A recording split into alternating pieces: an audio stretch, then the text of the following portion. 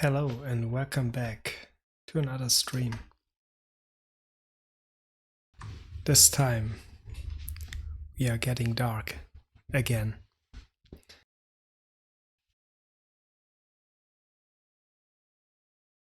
We are playing Call of Cthulhu. Oh, thank you for your following, for your follow. The Dark Corners of the Earth. And before we hop into the game, I'd like to lose a few words about that game and where it drew its inspirations from. So if you read the officially description of the game, it says as following. Call of Cthulhu Dark Corners of the Earth combines an action horror game with a fairly realistic and immersive first-person shooter, with good stealth elements. The game is based on the works of H.P. Lovecraft, author of the Call of Cthulhu and progenitor of the Cthulhu mythos. And in particular, the game is a reimagining of Lovecraft's 1936 novella The Shadow over Innsmouth. Set mostly in the year 1922, the story follows Jack Walters, a mentally unstable private detective hired to investigate a disappearance case in Innsmouth, a strange and mysterious town that has cut itself from the rest of the United States. In the press, the game did quite well. According to GOG, it reached 80 from 100 points, and it was released in April 2006. So it's a relatively old game, but it is a game that I hold dear to my heart. I never finished that game. I started it, but I think in the first quarter of the game, I don't know how long the game actually is, but I didn't play it that long. I guess 2 or 3 hours. But after that, I dropped it, and I've never touched it since today. And it was back. It was at least, I guess, I don't know, at least over 10 years now. So yeah. I'm finally here again, and I'm happy to play the game, to touch on to the game again. And that is what this streaming experience, at least from my point of view, is all about.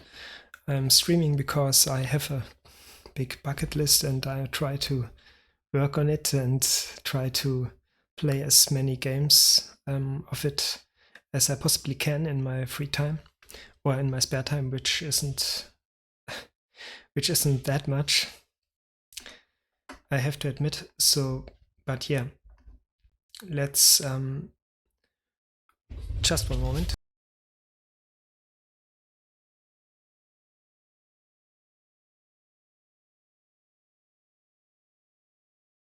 I can imagine, I mean, for the audience that comes from the USA or North America in general, I think H.P. Lovecraft is a term, or is a person that should have come to everybody's mind in some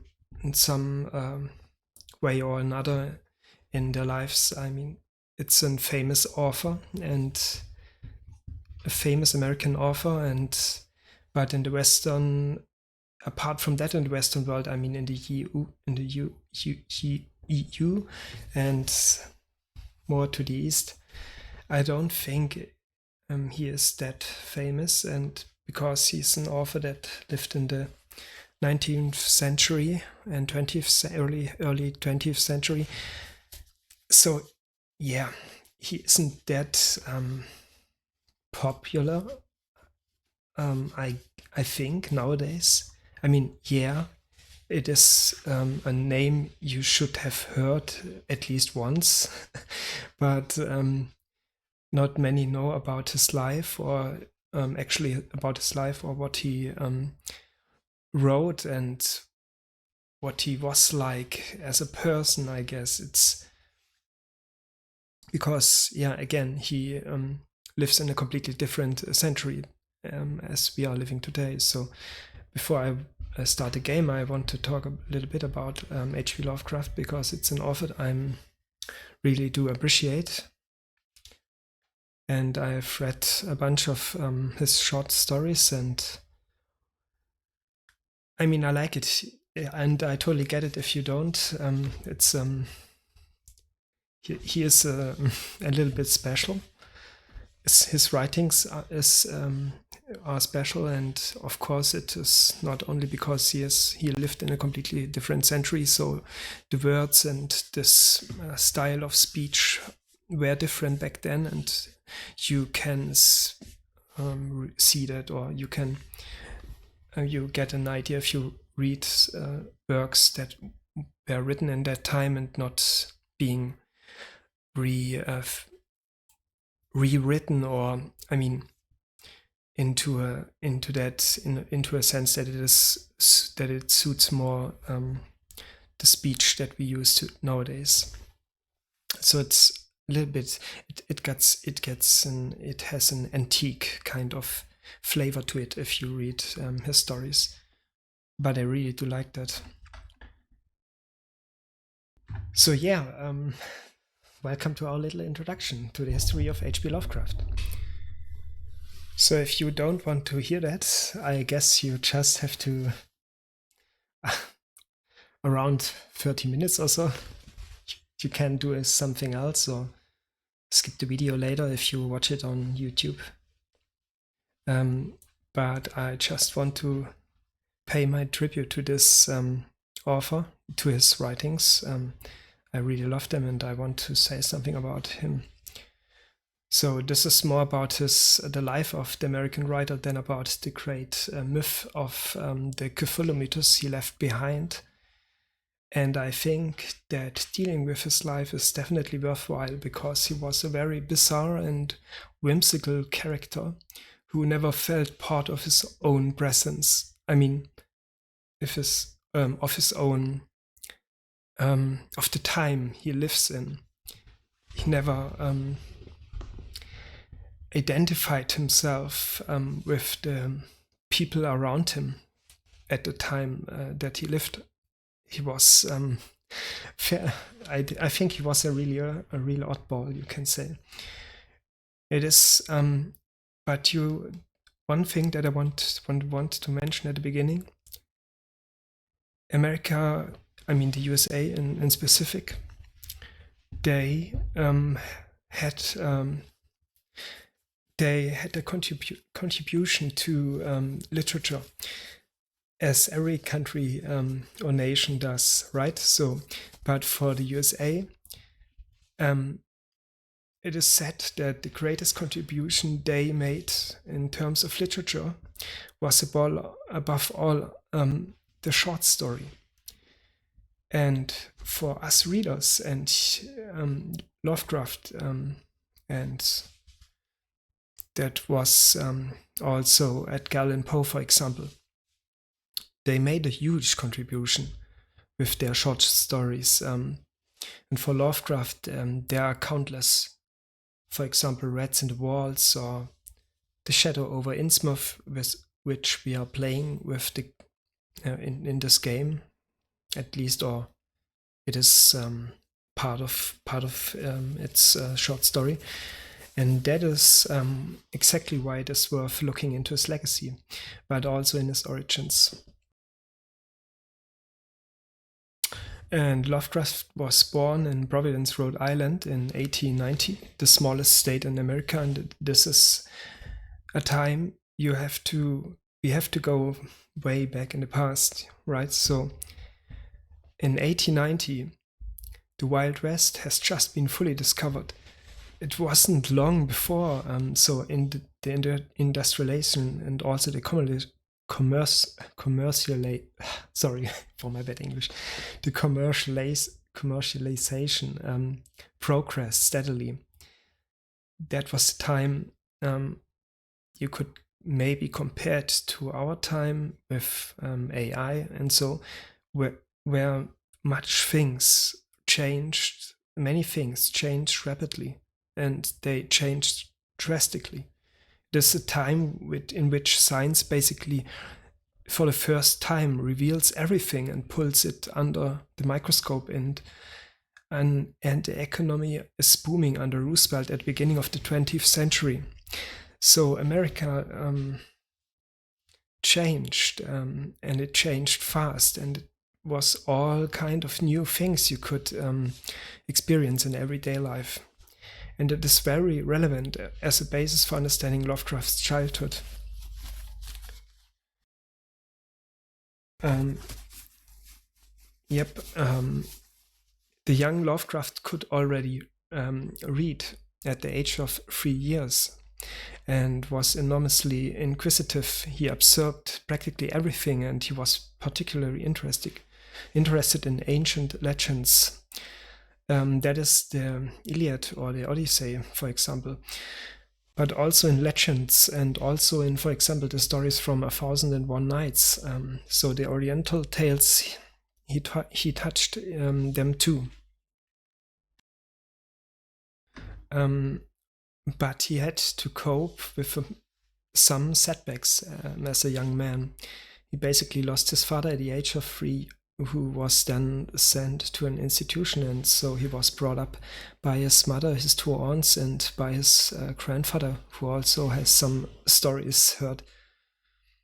He was quite a child and had problems at school, was also taught at home for a while by his own mother, and he often withdrew into his own world in his stories and started writing poems only at the age of 7. I mean, you have to imagine, he was only 7 and he started to writing his own poems. This is crazy, right? So, and not long before, as a teenager, he self-published several magazines about astronomy and chemistry. He filed them himself and distributed them among his acquaintances and his family. But there was a second setback for him early in his life. And from today's perspective, I think it was the hardest one, because he could not get his school diploma at the age of 17.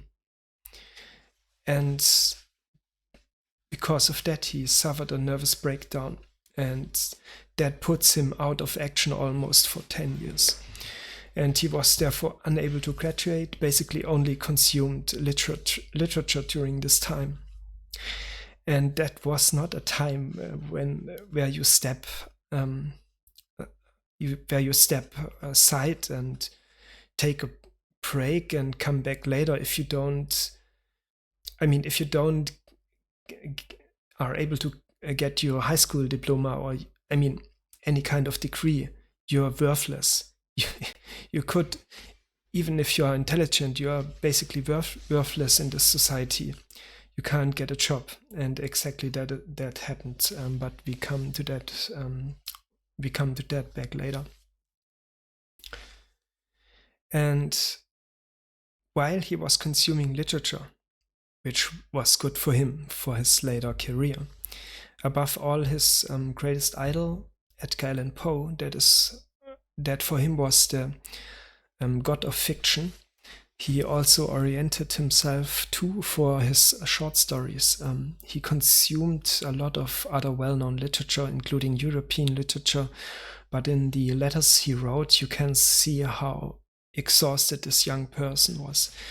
He wrote that he was basically only half alive, that it was a big effort for him to get up in the morning, and above all, his view of the world and life is already developing, because he did not find it fun. He was listless. He was bored by everything that he read, unless he wrote that in one of his letters it would be about the fact that there was, I don't know, interesting murders or some dread or some horror was described. He actually couldn't really enjoy life even as a teenager. You mustn't forget, of course, his mother traced her bond back to the first settlers of the Mayflower, to the first Puritan, and he was also brought up in this puritanical sense. What was to be crystallized later was that he supplemented the whole principle with a quite realistic or pessimistic component. That is, he was similar like the Puritans. He cheerfully denies everything that wasn't important and irrelevant to him, but where the Protestants, for example, said someday if you just restrain yourself and if you obey our laws, then you'll eventually come to paradise. That was for Lovecraft not the cause, because he founded a myth about the fact that there is no salvation at all, no paradise. That also distinguishes him from the other two great writers from the beginning of the 20th century, namely Tolkien with The Lord of the Rings and Howard with Conan, with his Conan cycle, who both created a whole different kind of fictional world where you could gain something in an optimistic, life-affirming sense. That wasn't the case with Lovecraft, though. You couldn't gain anything in this life, because life itself was relatively meaningless, because it was preordained by a kind of cold, selfish power that works in the background and ensures that ultimately you as a human being are just, some kind of fodder, you could say, that you as a human being are just on the losing side, to put it simple. Maybe his biography also gives some indication of this world, because Lovecraft himself sunk into this deep depression, into this lethargy, I don't know how to pronounce it in English, and was then suddenly kissed awake a little bit by two things in his life, and that is another big turning point in his life. On the one hand, at the beginning of the 1920s, he got involved in the American Amateur Press, which was an association where you were in correspondence with other people, and that's how he built up a network. In the course of his life, exchanged the unbelievable number of over 80,000 letters. 80,000 letters. You gotta wrap your head around that. That is not like a tweet or something. He wrote 80,000 letters, and he didn't get old.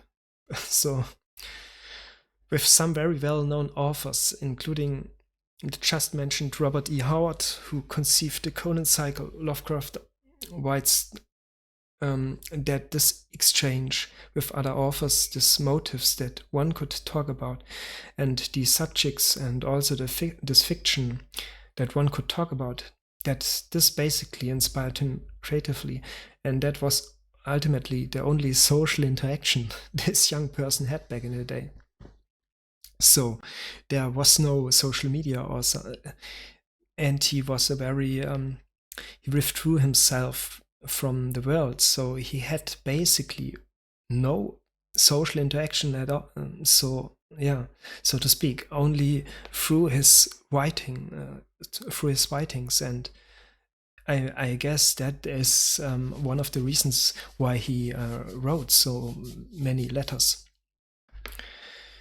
So otherwise, Lovecraft didn't take part in society, and that was one component, that the constant exchange of letters with mainly English-speaking authors. The other component then also came into light through a contact at a meeting of this amateur press around 1921, 1922. And that was his encounter with Sonia Green. That was a Ukrainian Jew who was saleswoman for hats, but also wrote for people interested in literature, and she fell in love with this young Paul. But that wasn't an ordinary encounter, because maybe from today's perspective or viewpoint, it isn't a big deal, but back then it was a really big deal. She was 38 when they met, so which was 7 or around 8 years older than Lovecraft himself. And she was already divorced on the top of that, and she had a 16-year-old daughter. And you could easily imagine that the audience of Lovecraft said, of course, she doesn't suit you at all. And to finish that up, Lovecraft had lost his mother shortly before as a second tragic incident. So before he met this woman, he lost his mother, who he said that was about the only person in the world who really understood how he ticks, or how he clicks. On the top of that, one must not forget this woman. Sonia was the first to ever or kiss Lovecraft. You have to imagine that the last kiss he recognized are in his childhood and came from his mother. And then suddenly there is a 30-year-old woman who kisses him. So how could you put it? She kissed him literally awake. She kissed him back into life, and by his euphoric letters of that time, you get the feeling maybe his life could have taken a different turn if it had been happy, because the two then came out of Providence for the first time from the small new town and moved to the metropole of New York with her to make a slug there, and everything was relatively good at the beginning. She built up a head shop, he made contacts, and has already started to write pulp magazines, that is, to publish his short stories in these magazines. But of course it didn't turn out the way you might imagine, because on the one hand, after about a year of being broke the business, the two had to go their own way, sell furniture when bad actually had to turn over every cent. And then two things happen in New York that Lovecraft in any case further reinforce negative view of the life, and in an extreme way. On the one hand, he tried to apply in New York for a job, writing hundreds of applications, but was not even invited only once for a job interview. And the fact he couldn't get his high school diploma, and also the fact that he couldn't study at the Brown University, where he really would love to study at. He actually wanted to, but also the fact that he is now in New York and gets rejected, even though he considers himself an educated gentleman, that hit him really hard. So Sonia then had also to work abroad as kind of traveling salesman in the Midwest, and has brought home a bit of money at least every 2 weeks, and he's sitting there in Brooklyn and can't really get anything done. Although you have to say that Lovecraft, with his aristocratic manner or his attitude, didn't let him look like a classic Yankee at all. He didn't really care about money. He was never interested in profit. Even when he sent off his short stories, he pointed out in an almost self-destructive way that they weren't actually worth anything, and that he writing them solely for the people and not for profit. So you have that, and something else, and then added in New York, which is much more serious. Besides his aristocratic manner, his class arrogance, and also and that you can't deny his chauvinism and his anti-democratic behavior, but also his racism was also always noticeable. In New York, in Brooklyn, he intensifies that to an extreme hatred when you look at it. When you look what his wife writes in his letters and what he then communicates is really extreme. For us, I mean, yeah, you have to put that in relation back in the time, but from today's viewpoint, it was unspeakable. For example, for him, black people were no more than chimpanzees, and he was disgusted in this New York by the people of many different races, and above all, what he was disgusting for him, seeing people mixing with each other. So one must not forget that this H.P. Lovecraft in his time at the beginning of the 20th century was already an oddball who did not identify with the present zeitgeist, but he also had rebellious reasons for that. On the one hand, he had recognized among few people that the citizens of America, in this new born America of the 20th century, only counted down to their financial efficiency, and he didn't want to submit to that out of his maybe arrogant but also proud attitude. On the other hand, the thing with racism is that Lovecraft is actually very common in this respect for the time, because he was a white Anglo-American, actually represents the fears of a society that is booming economically, but also sees many immigrants coming from Europe and other countries. And he felt, in a sense, threatened in some cases. So these are still conservative fears that we also know all too well from our present. And therefore it is not a special thing for Lovecraft to be xenophobic. I mean, he was not the only one. It is bad, yes, but it was part of that time, and sadly part of our times still. So though he was extremely polite and reserved and friendly on the outside, when he, for example, met black people on the street, his wife described he bit his teeth and had to pull himself together and turn pale. And she said on one occasion how I could live with the fact that you don't like black people, Italians and other immigrants, but why did you have to hate them so much?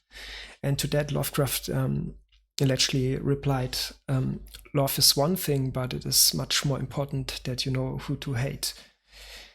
So that is quite relevant. Also, this racism that has been intensified as a result that he couldn't find a job in New York and the relationship broke up. He separated from Sonia in 1926, I think, and went back to Providence. So his father was dead, his mother was dead, there were only 2 aunts left, and he basically couldn't find his own happiness in life.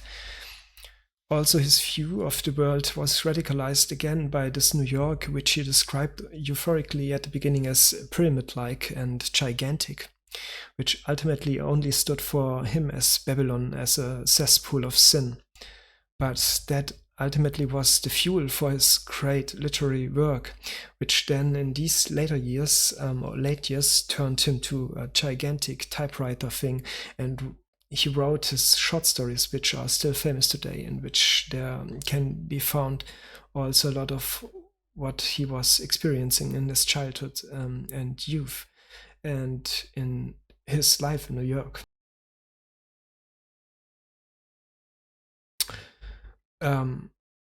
Yeah, so for the fact that Lovecraft's fear of degenerate people or of people of mixed peoples, mixed races, comes to light in his literature, of course, and his racist tendencies are noticeable practically everywhere. It is also important to notice, apart from this worldview, which is of course completely unthinkable of today. You can sense or get a feeling of his creative spirit everywhere in his works. And there are 3 important aspects that I want to point out. And On the one hand, Lovecraft used scientific vocabulary like no other to unfold a poetic effect. If Lovecraft describes, for example, one of the great old ones, then he does that razor sharp, almost with mathematical accuracy, so that a kind of pleasant shiver runs down your spine, like when you look at the alien pictures from Giga, for example. At that time, such an approach was outrageous. Another innovative aspect of his literature is that he turns things around in a heavy-headed but fascinating way. For example, the Euclidean geometry, the laws that applies there. These laws do not apply in his worlds.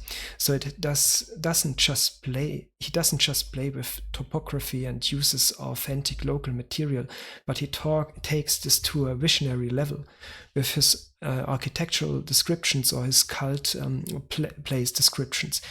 That he takes space and time of Einstein into his stories quite early on, all the more naturally through certain parallelisms and depicting certain influences of the present.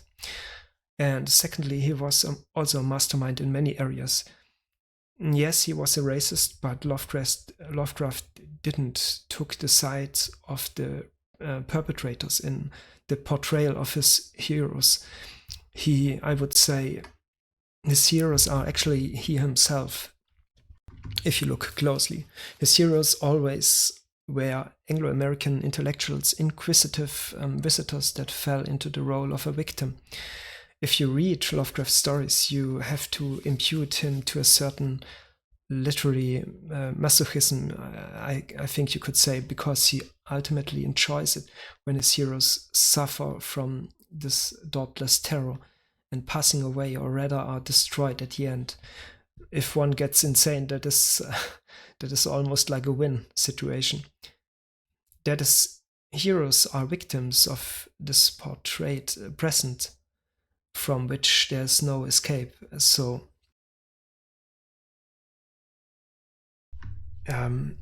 yeah, when you look at his childhood, his youth, at the time when everything was rationalized through science, in which science on everything had an answer on every question, then his old heroes, this old terra incognita, this adventure feeling that he felt when he, for example, read the adventures of 1001 Nights, then of course he looked for a replacement for that, and he found that in two things. On the one hand, in the mystery of the past, that means he always tried his stories almost to build up archaeologically over several layers, and he was also looking for example, Germanic or Celtic ancient roots, and thus linked his myth with our current history and made it more believable this way. So it could have happened, right? If you only dig deep enough. And on the other hand, the second aspect was that was also a very progressive one for his time he lived in, because science fiction was still in its infancy. The space, the cosmos. Lovecraft searched for his other great mystery in the realm of the extraterrestrial, and that was quite remarkable. He was the first one, I think, or one of the first for sure that did that. And one of the first to link this element with history, with his history of the Earth. So basically, he set up two poles, where he created two poles. On the one hand, the ancient history, and on the other hand, the science fiction element that shaped his history, stories, and his myth. And sadly, as so many great minds in history, he didn't gain anything from that while he was living. He died destitute of cancer, and in his last moves, which he also wrote down like a diary, the tragedy of his life shown almost in a telegram style, because the last things that Lovecraft writes down are literally dot dot dot pain, dot dot dot greater pain, dot dot dot, then a shorthand for a call of his aunt, dot dot dot. Those are literally his last words, and the nurses at the hospital said they were amazed that he was still a gentleman in contemplation of death and in this pain. He was still a polite, he never moaned, he never lamented, but actually has his greatest enemy, life itself, the affirmative life, defeated it stoically. So, and with his last breaths, where nobody actually knew him, his own work actually only comes to life. That means with his death, his work comes to life. And also because this myth for which he has only set a few anchor points and a few characteristics, got taken up by more than a dozen other authors that then engaged in Lovecraft's myth and extended it further, let it continue to rotate so that it became a part of our pop culture today eventually, and a part of all possible inspirations in terms of film, literature, comic, and so on, you name it. Even if that really took a long time. And in the end, you have to say Lovecraft was undeniably, and of course, an anti-democrat and a racist. But he was also a visionary, and the best thing you can say about him is that he was literary Copernicus. He designed an unimaginable world of horror for us that serves a completely different aspect than, for example, the ones of Tolkien or Howard. So you must get involved with that. It can occupy you quite deeply, but that's exactly what literature is here for, right? That it opens such horizons, and therefore we can be very grateful to H.P. Lovecraft, this tragic figure.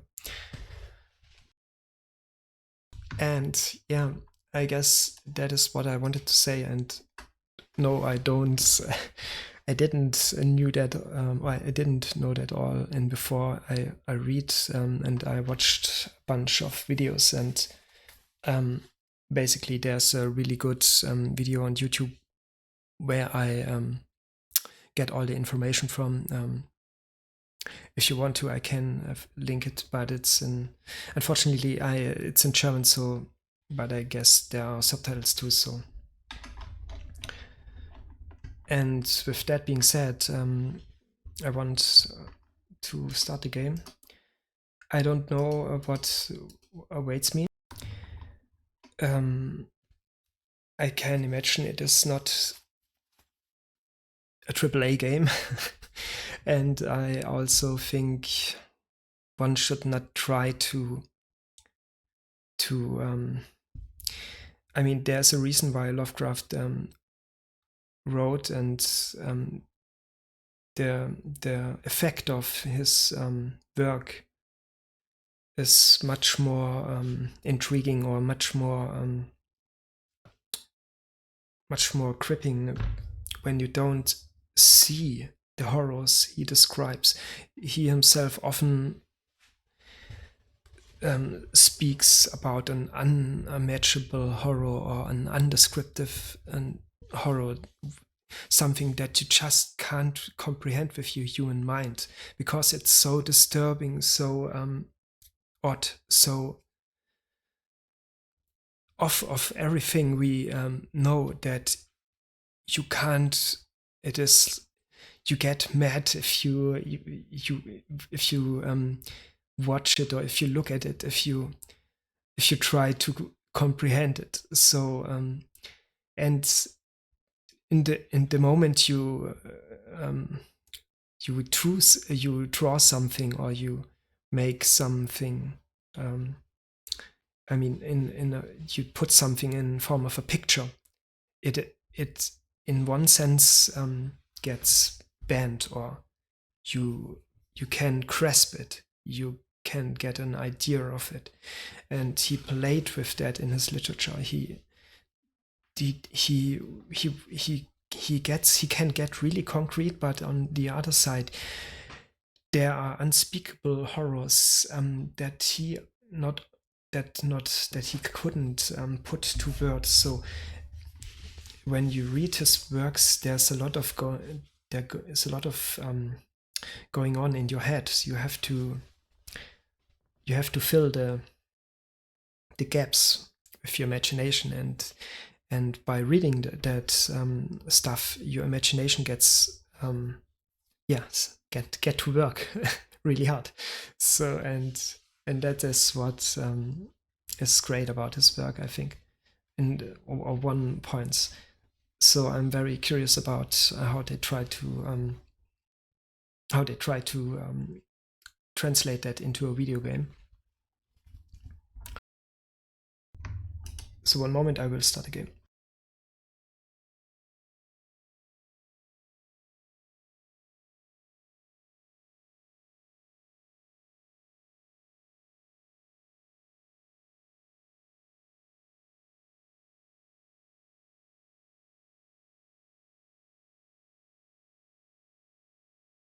And I hope you can see the game.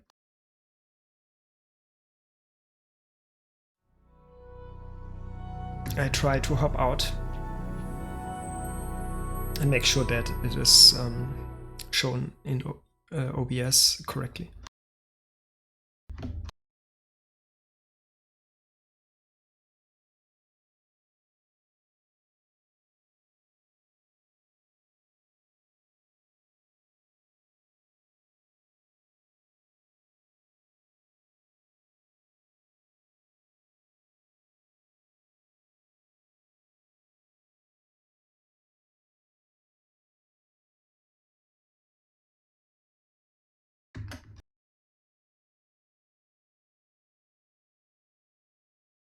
Somehow it froze, I guess.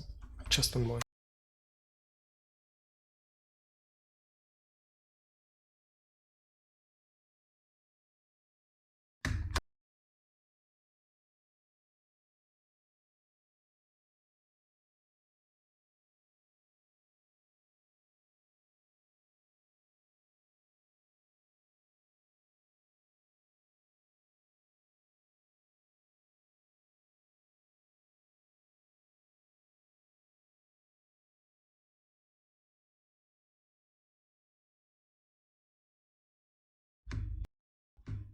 Now the screen turned red.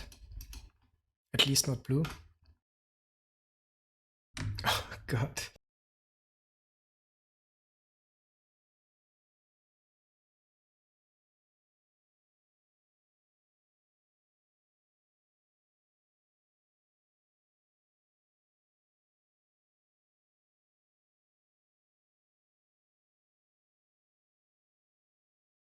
Okay, I'll give it another shot.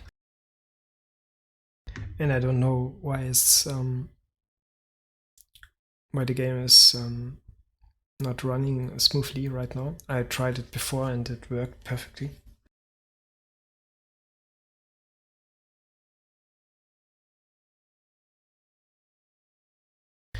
Ah, I guess I know why.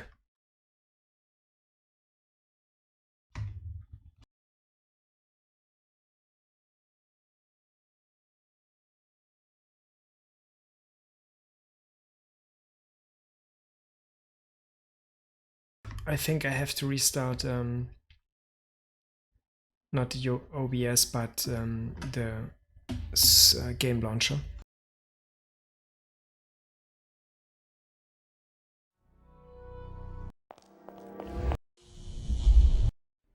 Oh, does it work right now?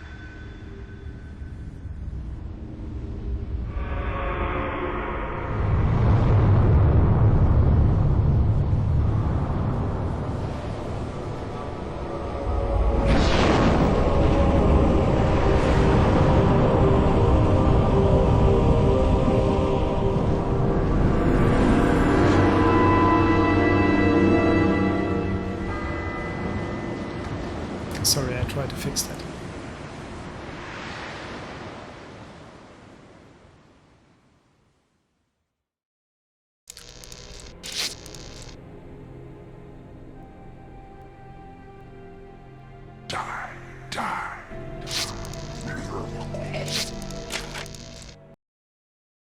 I think it's about OBS. It doesn't catch the game, right? Yeah, okay. So I have basically...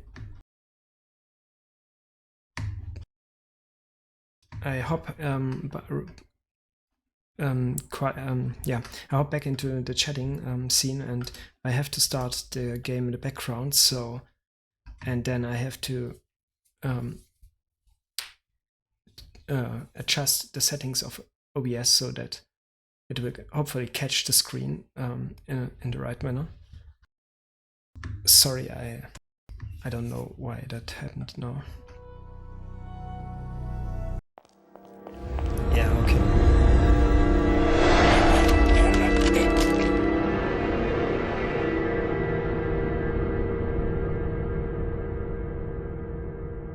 Thank you for the follow, Octasia.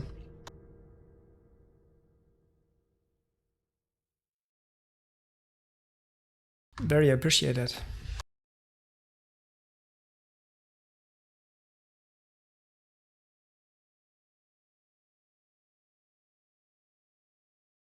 So let's see.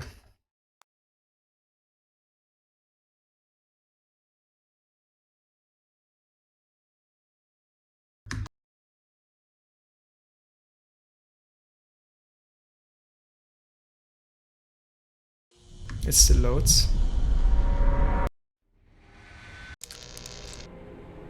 Okay, now I'm in the main menu. Die. Yeah, the problem is... It's too late.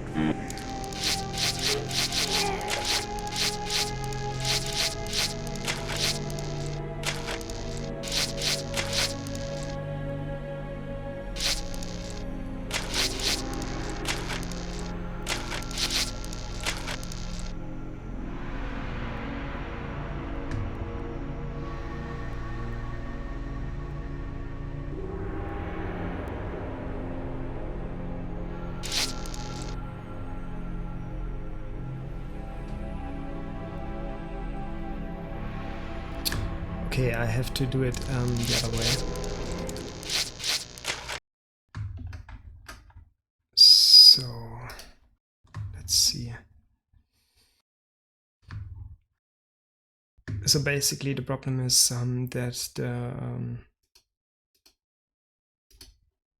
that he didn't catch the right screen for the streaming software. And let's see if I can change that manually. Ah, okay.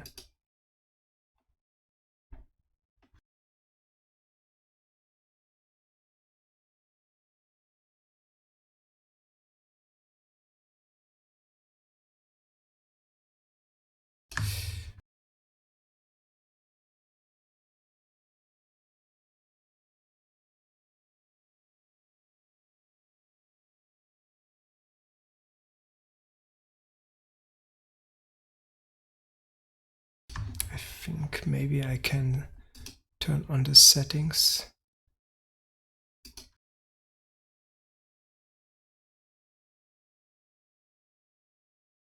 For window, for so that it is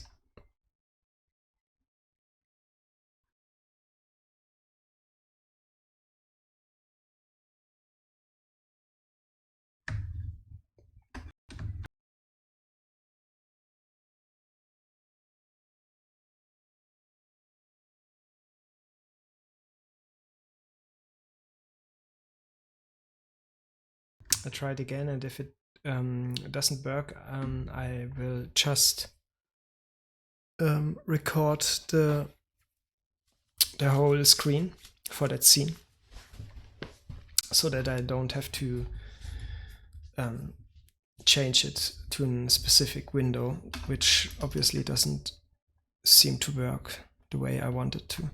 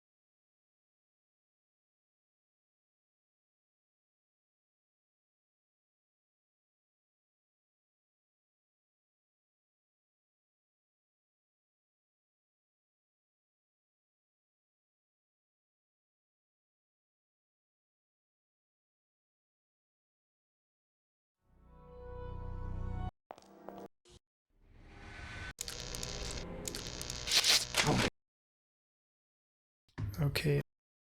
Well, let's see.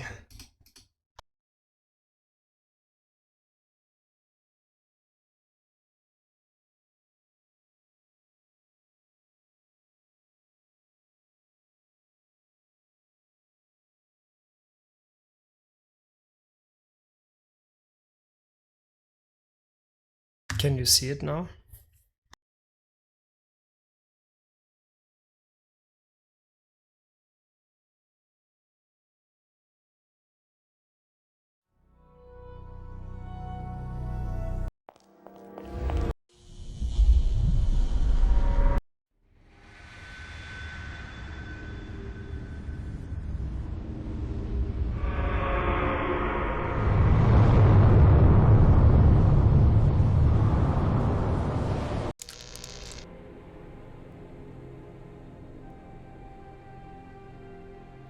Okay, perfect.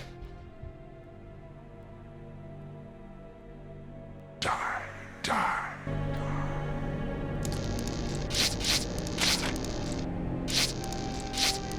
Let's do the private investigator.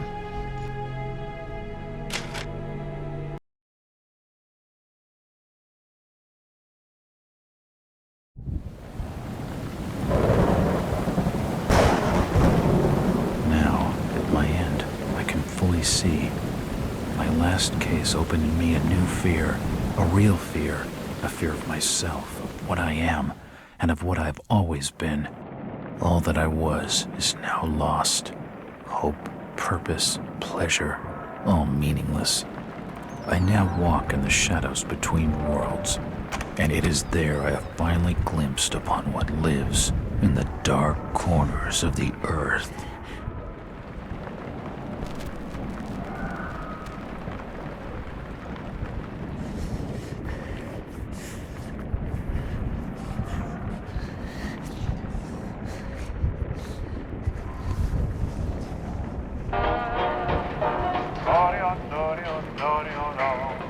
I like the way you smile at me, baby.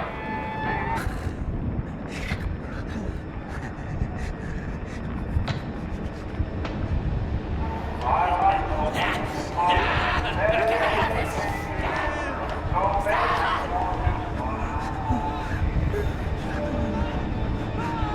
So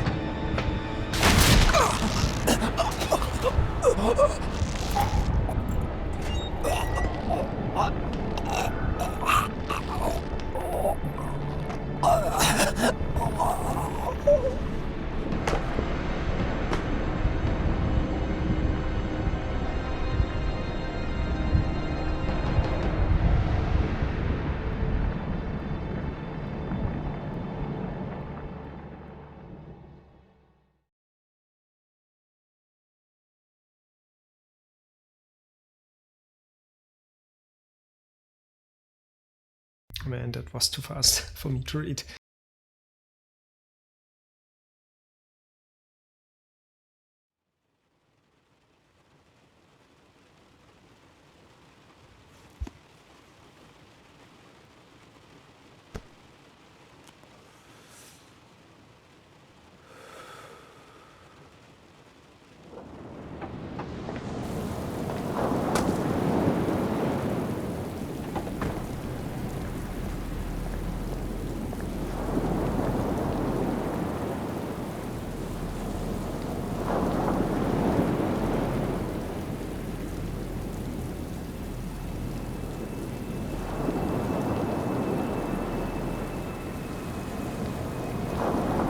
Robert, this had better be good. What's the beef? Sorry, Jack. We had to call. This fellow will only talk to you. Name's Victor Holt. Don't know any Victor. He's the leader of this weird cult that moved in here a few months back. Got about 20 followers. They've been causing trouble all over town. Stealing, going through folks' trash, hanging around outside people's homes at all hours. No one ever presses charges, though. They're a screwy bunch. They've got the locals scared. So tonight, we were just passing, doing the normal rounds, when we heard gunshots fired from their property. Gunshots? Hang on there. No one said anything about gunshots. Who have we got out here? Yeah, just me, Nichols, and a few new recruits. Well, that's just great. Lead the way, Robert. I'd better check out this crazy gang of yours.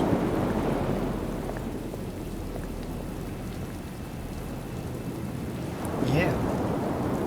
And again, welcome to my stream and to the new project. I think the first thing I will do is to adjust the mouse sensitivity because it's crazy. I barely move it.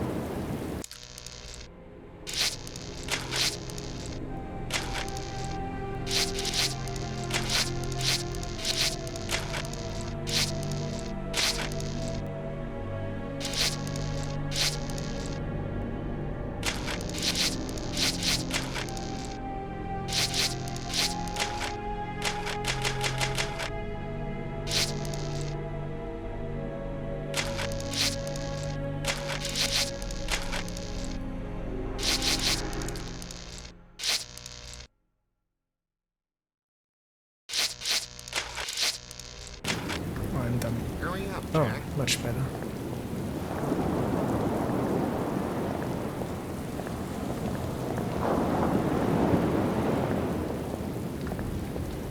And I like that 20s and 30s I think I saw noir crime Officer stories. Armstrong. Just take it easy. That vibe of the Evening, time. Jack. Glad you could join the freak show. How's it looking, Henry? I don't like this one bit, Jack.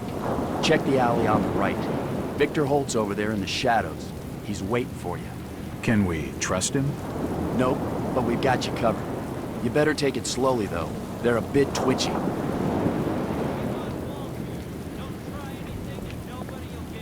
That is also. Try to stay calm. Oh.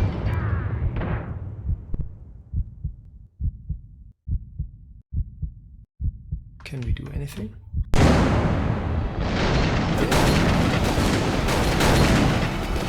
Oh, that escalates quickly.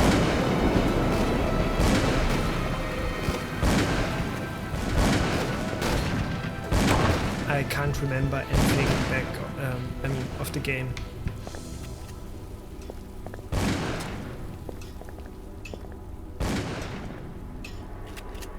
That symbol's strange.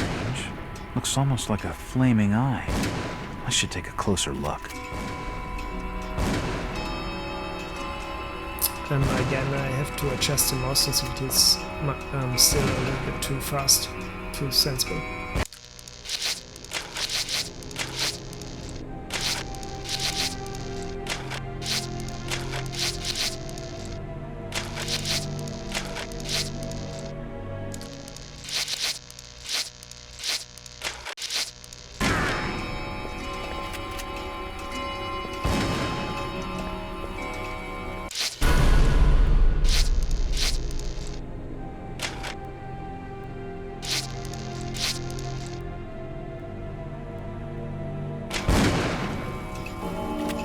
Okay, apparently those are save points. That one to the right taking cover. Kill him. I hear something strange.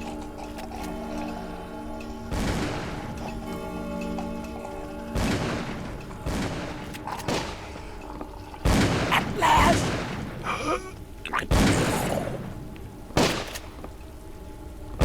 Okay. Empty ammo boxes and spent shells. Nothing useful.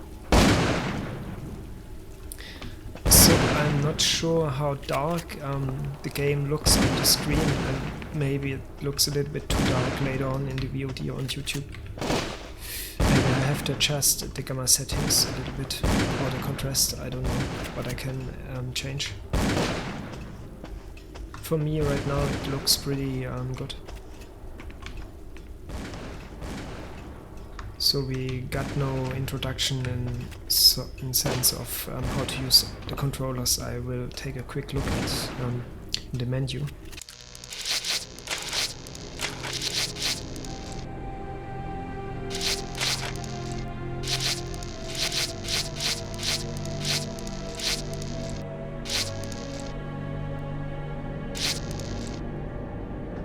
S for action? What? Okay. Backwards. What the? I have to change that.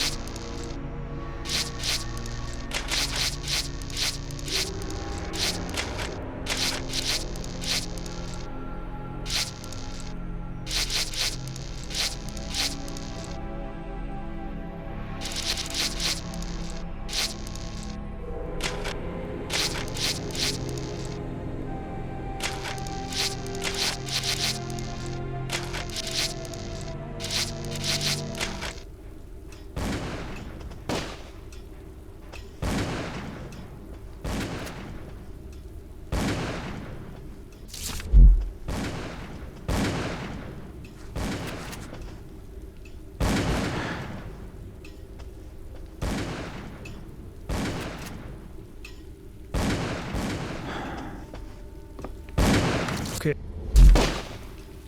Seems to work.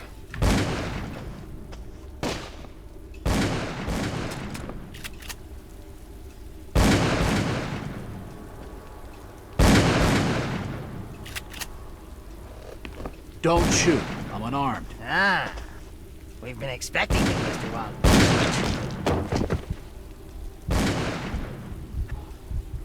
Okay, I'm not sure if I would approach someone with a gun like that, but okay. A key. Could come in handy.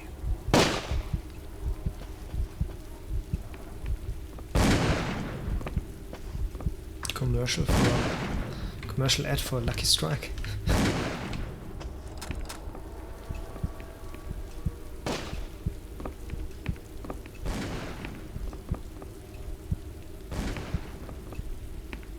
I can't open it. So we already got a sense of fear or uncomfortable. You know what I mean. I mean he's starting to lose his mind. So that is also a common trope in H.P. Lovecraft's works. The heroes or the main protagonists tend to get crazy while the story is going on because they get confronted with disturbing things, and in most cases it gets only worse over time. So in the end they die or lose their minds completely. A diary. This will make interesting reading. So let's see, can we already... Diary of Jack Walters. Let's have a look in it. I will say that I will read so basically everything I stumble upon, because I know I could skip through it and you could pause on YouTube and read it for yourself, but I too want to know what is written in there. And I think that game is, on the one hand, an horror and action game, of course, but on the other hand, it's also a kind of story-driven game. I mean, it's about one of Lovecraft's short stories, so it is for me personally interesting, what they have to write or had to write about it. So let's see. A local disturbance, September 6, 1915, evening. I guess I'm becoming a victim of my own success. After closing the last 5 cases so fast, the papers have been calling me a local hero. But I just had a run of lucky hunches, that's all. I'm just another cop doing his job. So there's a disturbance at a local residence. It's probably just a bunch of kids hopped up on moonshine. I call in a detective. So moonshine, for those who do not know, is alcohol that got got created illegally or burned illegally, and back in the 20s, at the beginning of the 20th century, in the time of the Prohibition yeah, there were many of such illegal, such places where they burn illegally high percentage alcohol. Maybe the uniform boys are sore at being out in this weather, and they want to share the joy with the local hero. It wouldn't be the first good-natured prank I've had to take since those newspapers reports. I don't know though, something doesn't feel right. It's more than just a regular bad feeling. It's hard to explain, but it's strong. I'm probably just tired. Those dreams don't help. I can't remember when I last got a good night's sleep. It must be a month at least. Right about at the time I start my run of lucky hunches. The dreams have been getting worse lately. I'm almost afraid to close my eyes. Bourbon helped at first, but not anymore. The lack of sleep must be affecting my nerves. Well, jitters or not, I better get going.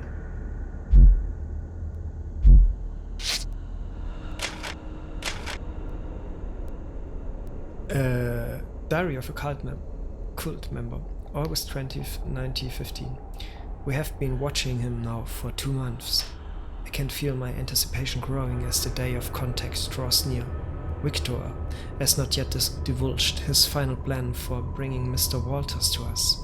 All I know is that we must succeed. Sorry for my bad pronunciation. I'm not good at that. August 24, 1915. The sermon today was inspiring. Victor enlightened us with a story of the great race transcending the bounds of time to visit his dreams, of the conscious things on this earth and the ocean depths. We are but servants to a greater design. I can only hope that my faith during these last days will win me favor when our masters step through the gate.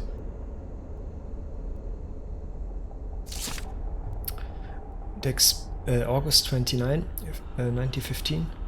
The experiments below have claimed on more of our order. Other volunteers needed, but many are willing.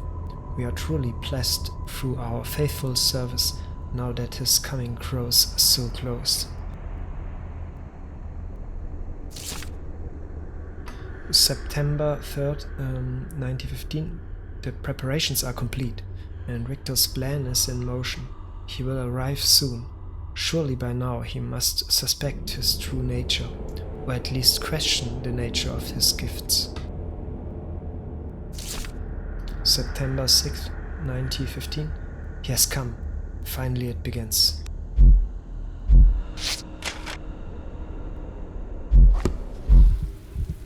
Okay, I don't know what we can do. Maybe he is now disturbed seeing all these bodies lying there. And I guess we have to leave quickly before he turns insane.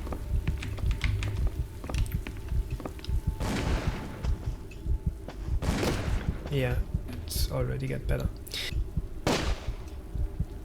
I wanted to say something else, but I can't remember.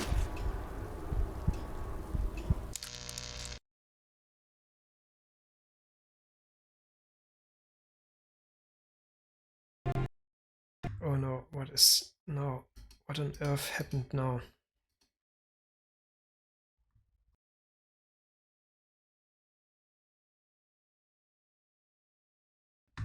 The game just crashed.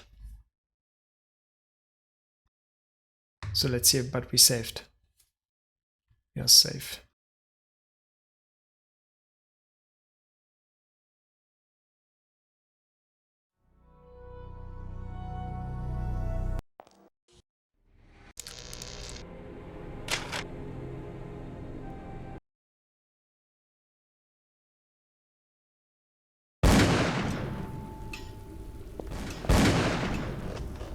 Okay, we just run it through.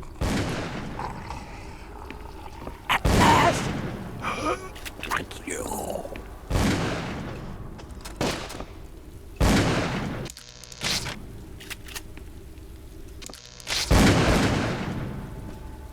We can't skip the scene. I don't know. Don't shoot. I'm unarmed. Ah, we've been expecting you, Mr. Walters.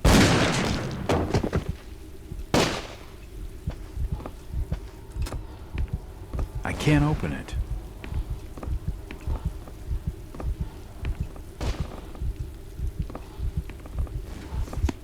A diary.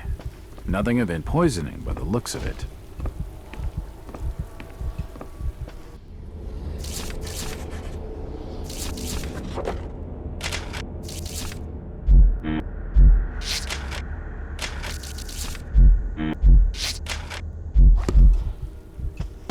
Okay, you're basically back in business. So let's see what they are. Won't budge. It won't budge. Yeah, that's the only phrase I remember. First time ever hearing that was in that game. So good, brings back memories. It's locked. And that's the other one, it's locked. It's locked. Okay, I got that. Let's save first.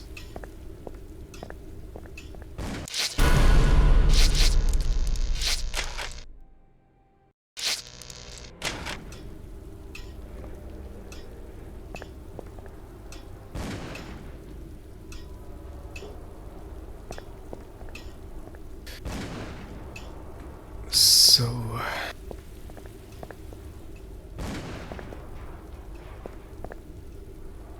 disturbing paintings on the walls, grotesque creatures.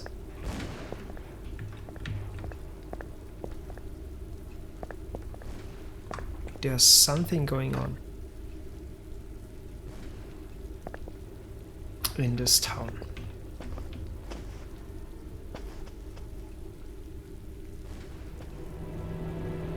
As I continue to translate the narcotic fragments, I become more and more eager to contact my Yithian masters. These beings truly are gods to us. Their intellect and knowledge surpasses ours in ways impossible to comprehend. I know now just how insignificant mankind is in the universe, a doomed and simple species thrown up as a side effect of an experiment by the elder things. It is a blessing that such flawed creatures as ourselves have such a short and limited future.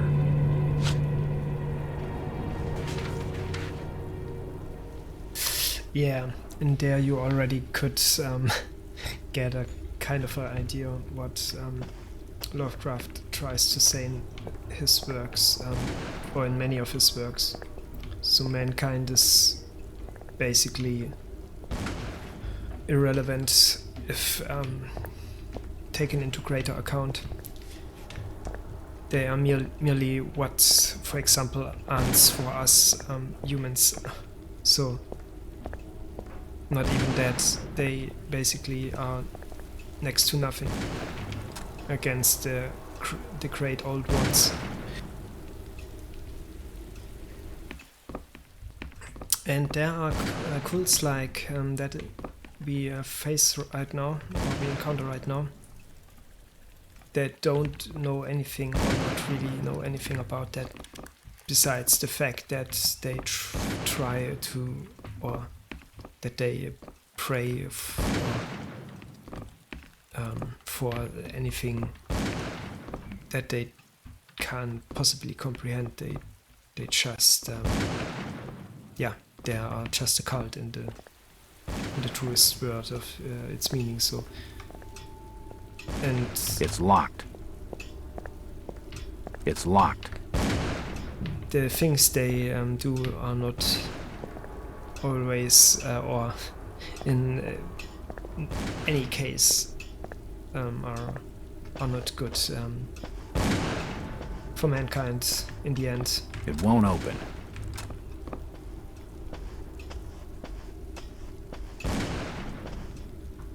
You won't.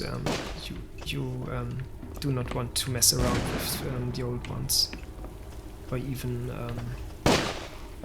draw their attention to. A key. This should that's help the key. downstairs. Sorry, I didn't. Let's see, downstairs. He said. It's locked.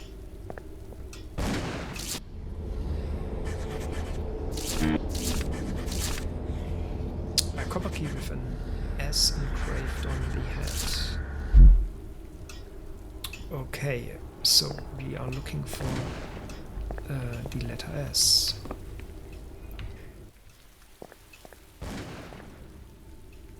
Or try just... It's unlocked. okay, now it's unlocked. Before that it was locked. Okay, this is quite the room.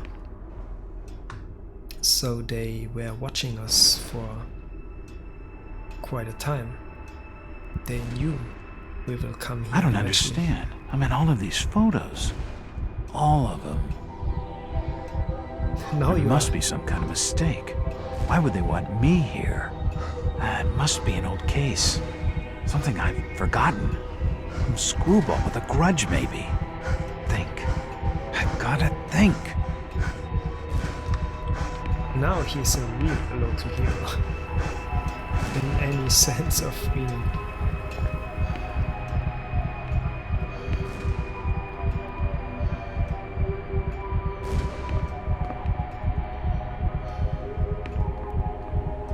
Another key.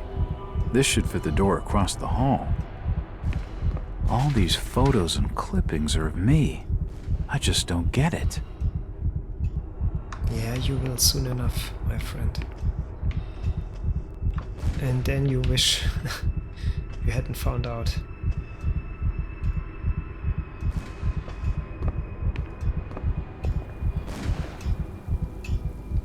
So, I think one of the main things in Lovecraft stories, or main tropes from the view of the protagonist, is they slowly unravel or discover an horror that is unimaginable, unspeakable, not something that you can possibly grasp or wrap your head around. It is just so disturbing, so unspeakable that they get mad, and I mean they get insane and lose their mind, and that is not a prose. That is not something that just happens. It is a slow process, and we will, I think, dig layer by layer, or undig layer by layer, and discover even greater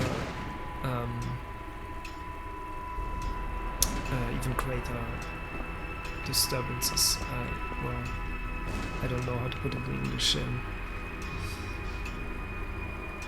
Things that don't make us happy. It's unlocked. So, and now we are at the point where it got a little bit odd, but he still thinks it has to do with it's one of his older cases, and he's still in that detective mode, not suspecting anything yet. Of course, the reader, or in our case, the player, already knows that there's much, or that there's probably much more to it. It appears to be a private study area.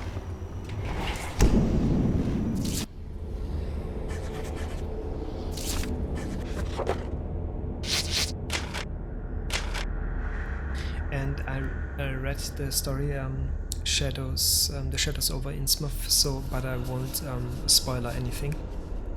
And of course there are, I guess, people that didn't read anything about Lovecraft or yet, so I definitely can recommend that. It's some sort of acquired taste, I think you could call it.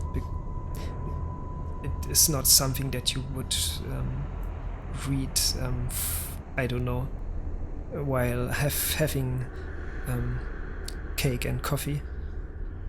It is quite something, yeah, quite distinctive or special, and it's not everyone's cup of tea, and I totally get it. This manuscript looks medieval, but claims to be a translation from classical Greek of a far older work from before the time of the first humans. The pages are stained, faded, and even burned in some places, making reading difficult. The legible sections tell the history of unthinkable, distant antiquity. They speak of races so strange as to be beyond human comprehension, and wars fought across vast gulfs of time and space. There are concepts so utterly alien that they sound like absolute madness. Time travel, flying polyphs, mental projection, great race of Yith. It makes you dizzy just to read it. The drawer holds an ancient manuscript. The symbols on the front seem to be written in classical Greek. Yeah, and there kicks in the the science fiction element of his writings. That was at the time, maybe not nowadays, for us, not of course not, but at the time that was a new thing, and that was one amazing aspect of his works. There are definitely some strange sounds coming from this side of the room. And man, he wrote so many cool short stories.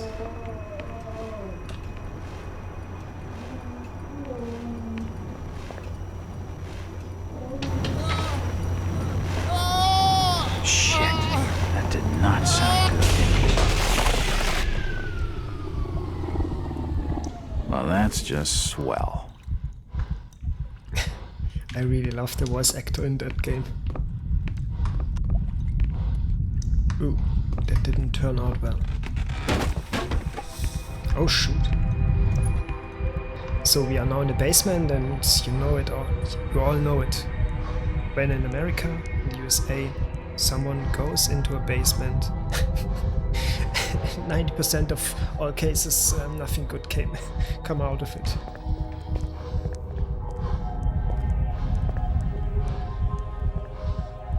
Oh, bro.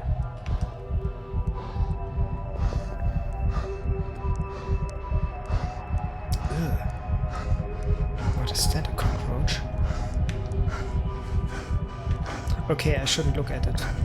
Or at the dead body. He's already almost hyperventilating. What the frick?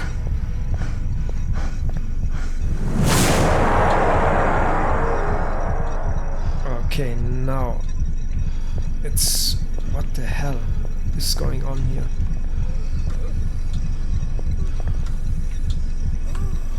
Just push the button. Oh, shit!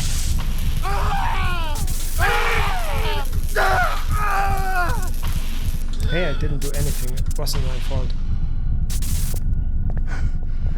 At least he's out of his misery. Yep.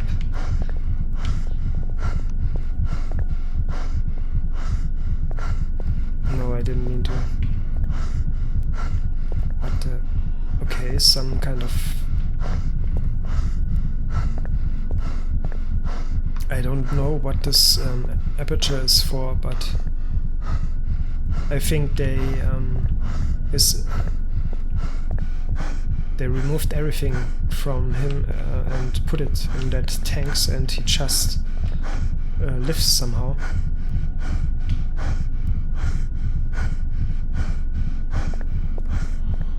Okay. Was there another door? Nope, that was the only one. This tunnel feels like it's gonna collapse at any moment.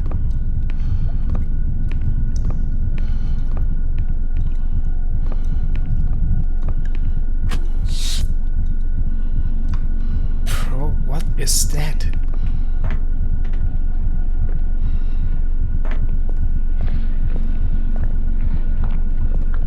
I have no good feeling. There's no power. There's no power. Okay, I get it. It looks like something's been removed from it. Okay. And where do we find it? is that? He will not say that by himself. I have to press action basically for inspecting things when I approach them. And he then will comment it in a really cool way. Can we take that crystal? Ah! It's too hot to pick up. Okay, then not. And there, ladies and gentlemen, is the first puzzle I struggle with. I definitely will. Okay, what about this one? The crystal's still warm. Okay, good.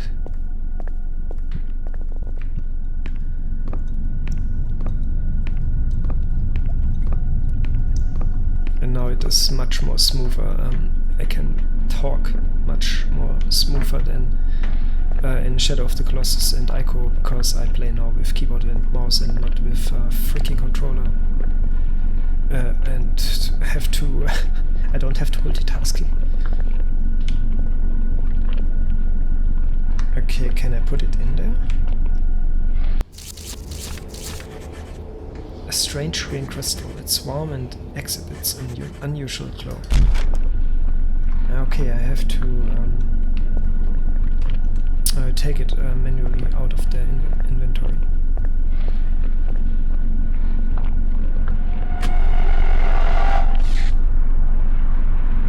Oh, this is not good.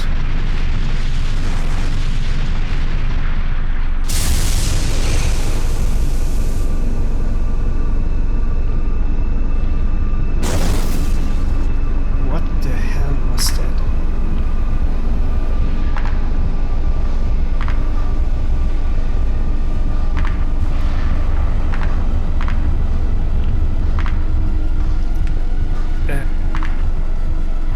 Sir? Don't touch me.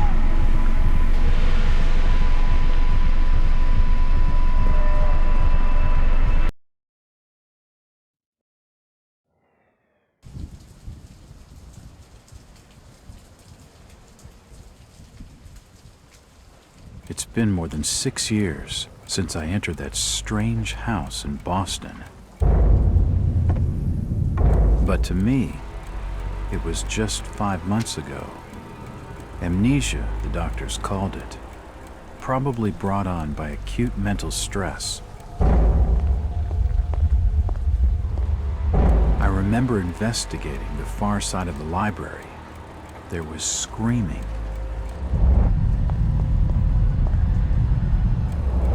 According to the police report, they had searched the house for hours, only to find me later collapsed on the floor.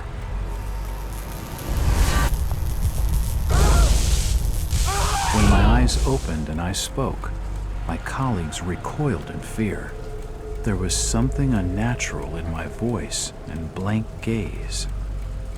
They committed me to Arkham Asylum, where I was diagnosed with severe schizophrenia. As it became clear that I presented no danger to either myself or others, I was released from the asylum's care. I have learned little of my activities in the 6 years that followed. The accounts I've been able to piece together show much of my time was spent in travel and study. I maintain a fanatical infatuation with the occult, delving deep into volumes concerning witch cults and dark legends, often in languages unfamiliar to my own. When I reawakened 5 months ago, exactly 6 years after entering that house in Boston, no trace was left of what had been a secondary personality.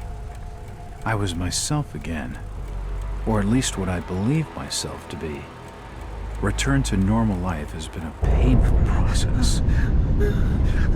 In recent days, my dreams have been plagued by cosmic landscapes, and I've become fearful of my own reflection. I am beginning to remember things from that day, more than 6 years past, that I have told no one else.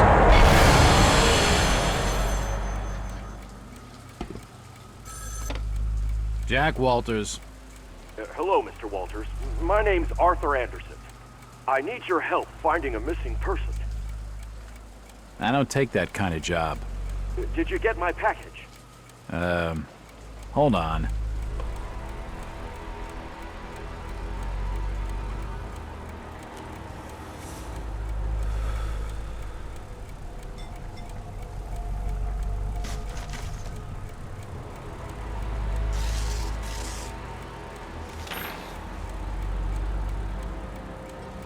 What exactly do you want from me, Mr. Anderson? It's one of my store managers, you see. Brian's his name. Ryan Burnham. Nice lad.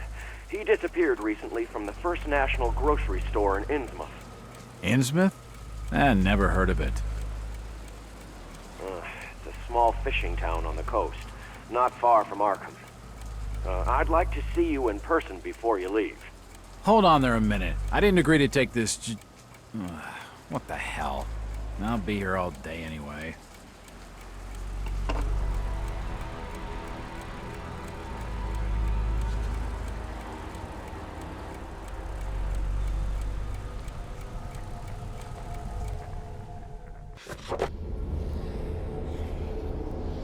Okay. So, just quick, the Arkham Asylum is one of the places that gets a mention in other works of Lovecraft through his works. It is one of the places that is well known, and in his, you could say, in his universe. But unless, or nowadays we talk about the Cthulhu mythos, but back in the time, Lovecraft himself did not use that words, or did not describe it as a Cthulhu mythos. He himself mentioned it as Arkham cycle. So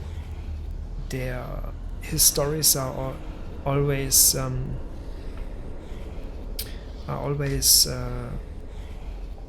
take place in locations that are actually exist, but he also added something that is, of course, not real. But you could always draw a line, or you could always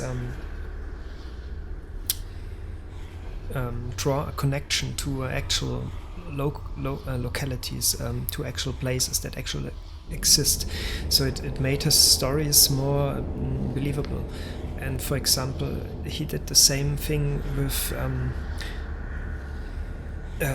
objects,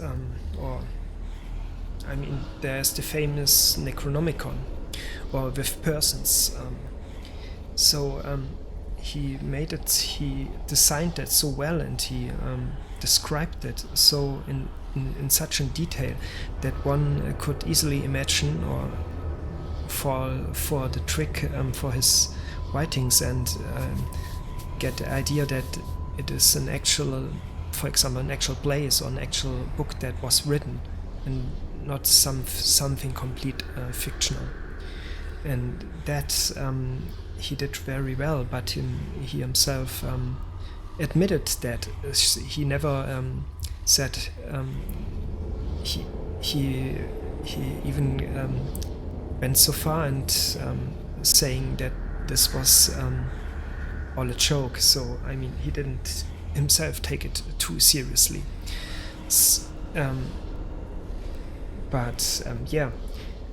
I think we will hear about many well-known places or persons or things, or creatures in that game that he is famous for. But they are all loosely, only loosely connected to each other.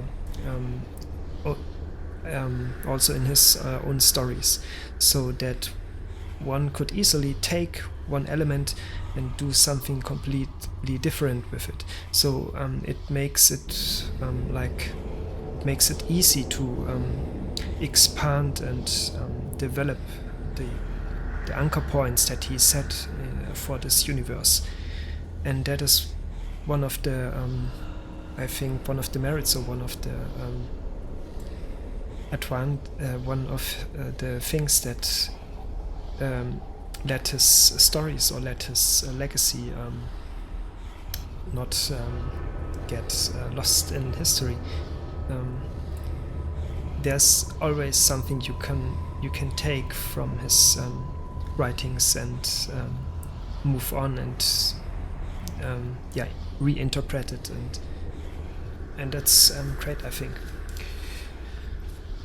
So February 6th, 1922 night. I have a new client, Mr. Arthur Anderson, a regional manager of the First National Grocery Store chain. It appears that the First National Grocery in Innsmouth was recently burglarized, and its manager, one Brian Burnham, is missing. From what I have been able to gather, Burnham is something of a young rogue. A friend of the family, Mr. Anderson, gave him the job as a favor.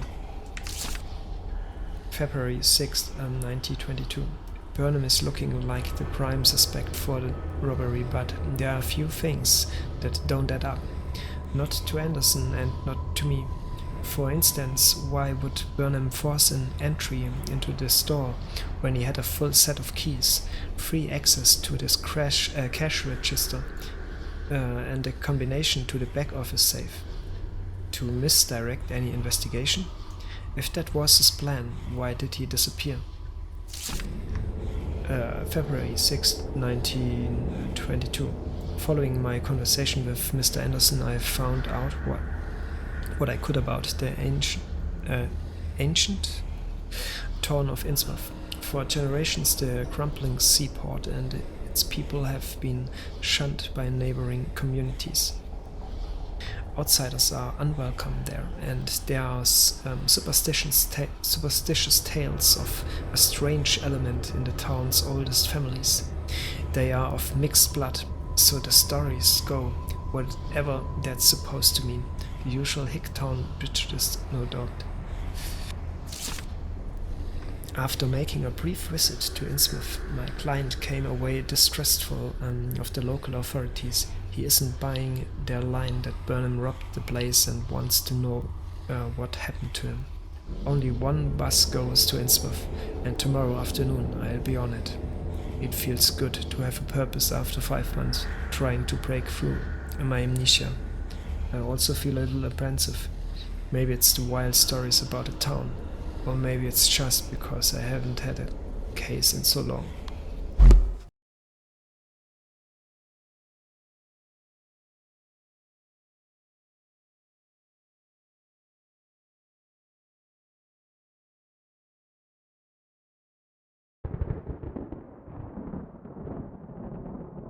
And now the horror begins.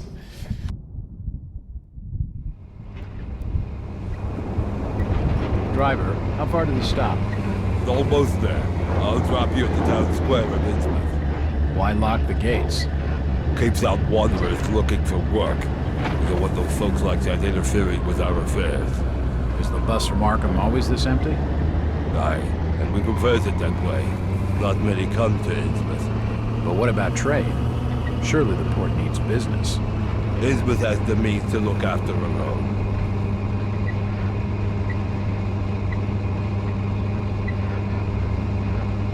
That sounds lovely.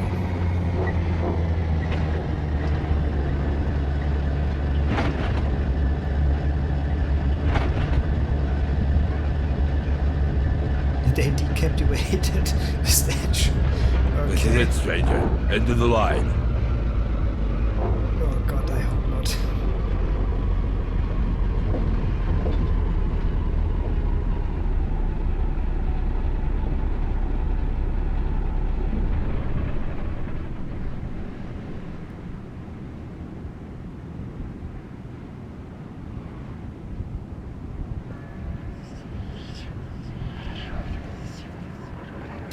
Yeah, that is what I call a warm welcome.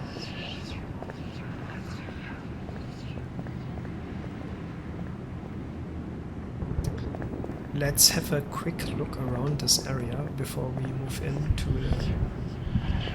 the Gilman Hotel, I guess.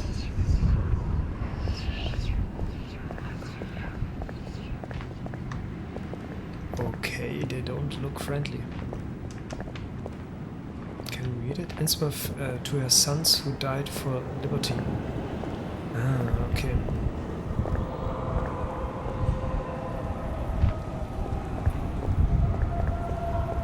So I'm not sure what happens if I go the wrong way, or let's just try. Maybe we can speak with the locals. Excuse me, Constable. Jack Walters. Robes. Alien robes. What you want? Could you help out a stranger to this fine port? Are you being funny? No, not at all. I'm after directions to the First National. I hear they have a store in town. Innsmouth don't take too kindly to them from out of town. Get lost, stranger. Okay. Chit-chatting to him's gonna get me no place fast.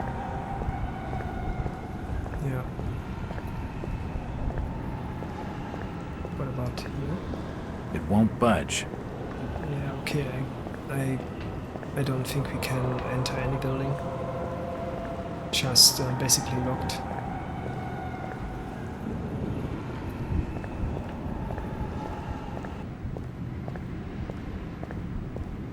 Okay, the music stopped suddenly.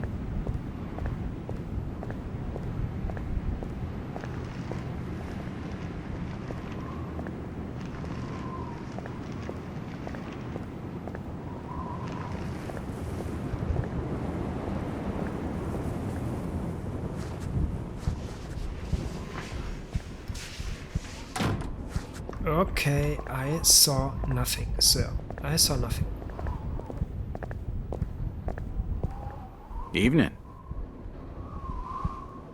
The name's Jack Walters. It's a pleasure to meet you, Miss... Miss will do for now. Welcome to Innsmouth, Mr. Walters. Thanks, I think. Take my advice. Do what you must and then leave. Tonight. This port does not cater well to visitors. While I appreciate your concern, miss, I can handle lousy hospitality. Very well, Mr. Walters. If it only was for that... This doll seems more open than some folks around these parts, but she isn't going to talk to me right now. Okay, they kept it true to the century, I guess. Marsh refinery. Okay, the voices are back again. And for now, I think we saw enough. Let's just... Yeah, we saw enough. We saw enough. I just wanted to get a little bit more used or accustomed to that little town here. Because I know vaguely that we will encounter some problems. And when shit's hitting the fan, with a good windpipe in it's better to know where we are and where we can go. Ah, my boys, these are the choice of the noble and the brave, who love a life in the tempest strife, and a home on the mountain wave. When the driving rain of the hurricane puts the lights of the lighthouse out, and the growling thunder sounds its gong, and the whirlwinds battle out. Who's that there? Oh, can you spare a few pennies, young mister? I can give you something for your generosity. Who are you? Zadok, that be my name, though too few years it now. Zadok Allen. Do you know a Brian Burnham? Just a young'un. Worked over the store. He's gone. Killed, I reckon. Killed? What makes you think that?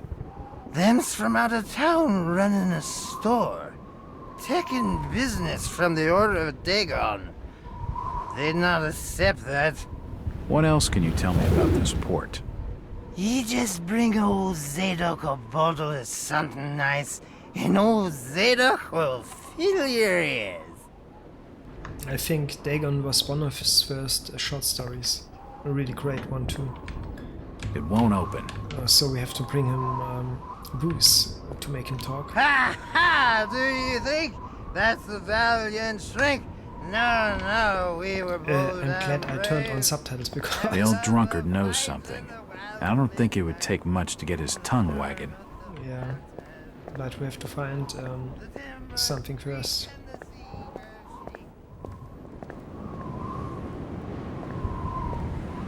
And I'm still not sure. Yeah, but first let's see. I don't know if you can go back again if we entered.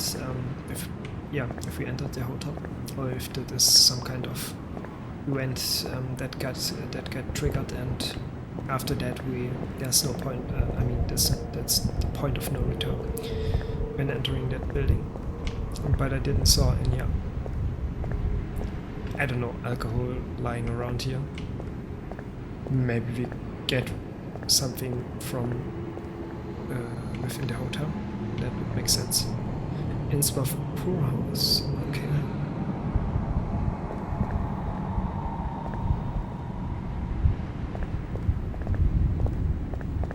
So for now, let's head into the hotel and check in.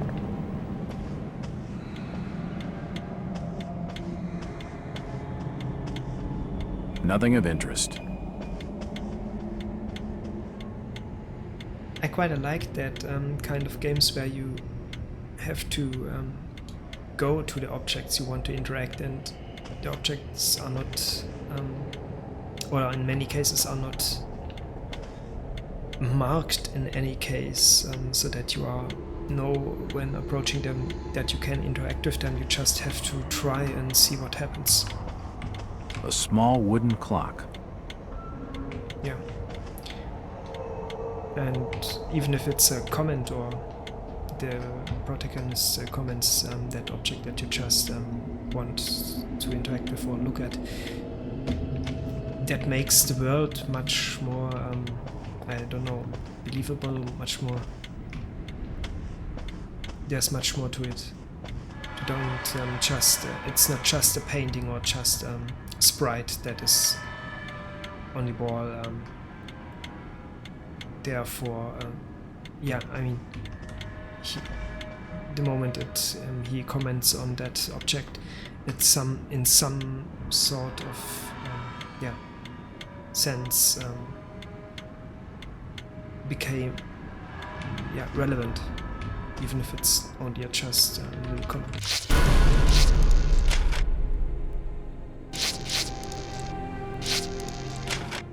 And you do not always have to interact with objects, or I think that is not necessary. An old grandfather clock. Got a little bit of a vibe of the old point-and-click adventures. So, let's see. Evening. Hi.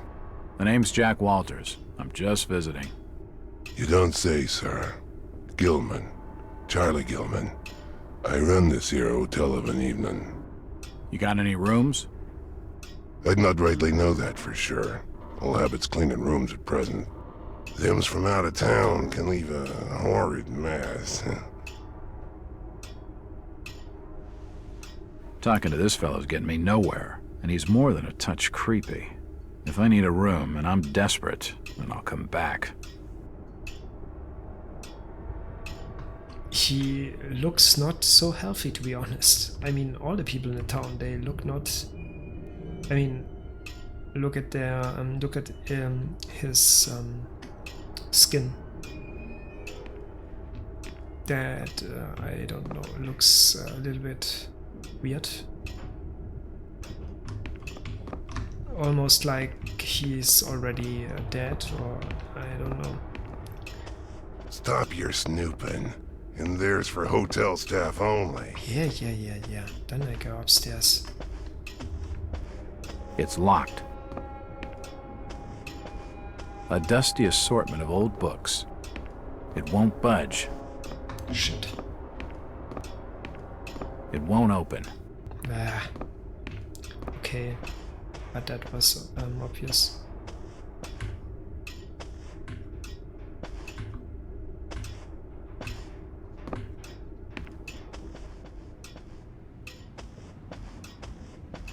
It won't open.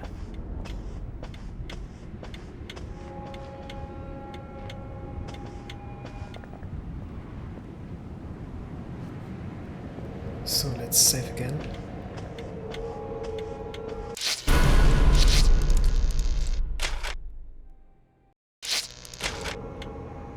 Because it's getting already time.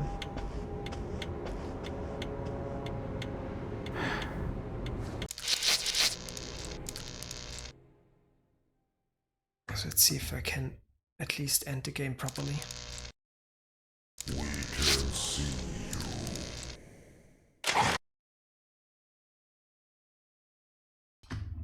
Okay.